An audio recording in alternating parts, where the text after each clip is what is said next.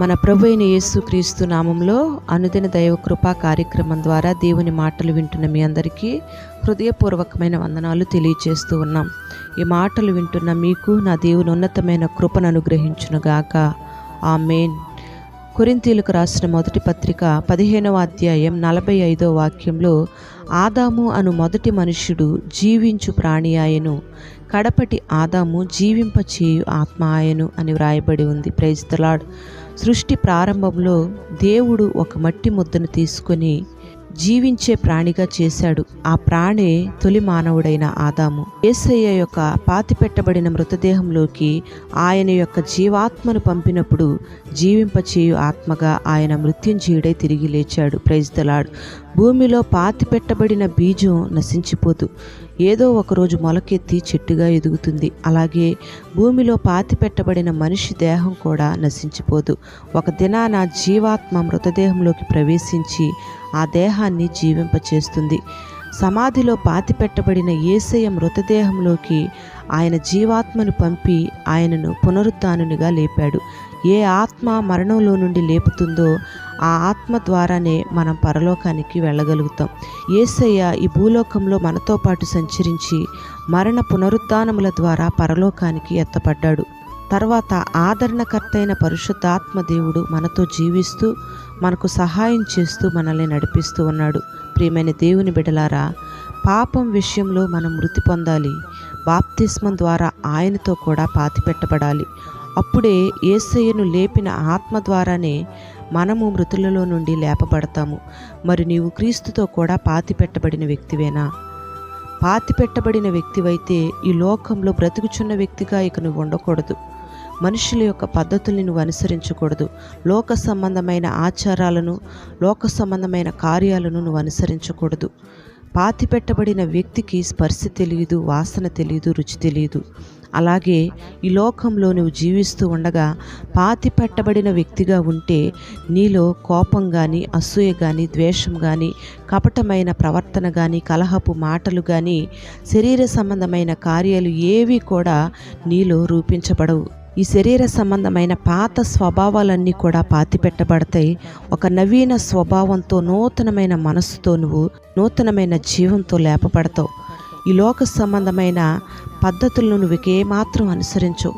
స్పర్శ తెలియని వ్యక్తిగా, రుచి తెలియని వ్యక్తిగా, వాసన తెలియని వ్యక్తిగా నువ్వు ఉంటావు.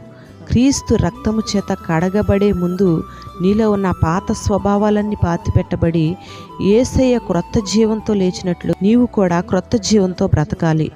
Praise the Lord. బాప్తిస్మం అంటేనే పాత జీవితాన్ని పాతిపెట్టి క్రొత్త జీవితంతో లేవడం. బాప్తిస్మం అనే మాటకు అర్థం క్రీస్తులో ముంచబడడం లేదా క్రీస్తులోకి రావడం అని అర్థం. మరి ఈ బాప్తిస్మం అనే అనుభవం క్రీస్తుతో మనకున్న ఐక్యతను సూచిస్తూ ఉంది. పరిశుద్ధ గ్రంథంలో పౌలు అంటాడు, నేను క్రీస్తుతో కూడా సిలువ మరణం చెందాను, పాతిపెట్టబడ్డాను అంటున్నాడు. ఇక మీదట జీవించేది నేను కాదు, క్రీస్తే నాలో జీవిస్తున్నాడు అని. Praise the lord. పౌలు దేవునిని ఎరుగక ముందు లోకంతో జీవించాడు. నరహంతకుడిగా ఉన్నాడు. ఈ లోక సంబంధమైన వ్యసనాలతో, ఈ లోక సంబంధమైన ఆచారాలతో, పాపపు జీవితంతో జీవించాడు. ఎప్పుడైతే క్రీస్తును అంగీకరించాడో క్రీస్తుతో కూడా పాతిపెట్టబడ్డాడు. లోకమంతటిని విడిచిపెట్టి నూతన జీవంతో లోకంలో ప్రభావం కలిగిన ఒక వ్యక్తిగా దేవుని కొరకు జీవించాడు. మరి ప్రభువు వలె, పౌలు వలె పాతిపెట్టబడిన వ్యక్తివైతే జీవింపచేయు ఆత్మ నిన్ను లేపి మహిమాత్మతో నిన్ను నింపి ఉన్నతమైన ప్రభావంతో నిన్ను నా దేవుడు వాడుకోబోతూ ఉన్నాడు. Praise the Lord. మరి ఇక మీదట బాప్తిస్మం పొందిన నీవు, క్రీస్తు రక్తము చేత కడగబడిన నీవు పాతిపెట్టబడిన వ్యక్తివిగా ఉండాలి. మరి పాతిపెట్టబడిన వ్యక్తిగా ఉన్న నీ జీవితంలో నా దేవుడు జీవాత్మను పంపి ఆయన ఉన్నతమైన మహిమ రాజ్యానికి నిన్ను నడిపించునుగాక. ఆమేన్. జీవంపచేయు ఆత్మగా ఆయన నీకు తోడై ఉండి నడిపించునుగాక. ఆమేన్. ప్రార్థన. జీవాధిపతి అయిన తండ్రి, నీకు వందనాలు చెల్లిస్తూ ఉన్నాం. జీవింపచేయు ఆత్మగా మీరు మాకు తోడై ఉన్నందుకై నీకు స్తోత్రం చెల్లిస్తూ ఉన్నాం.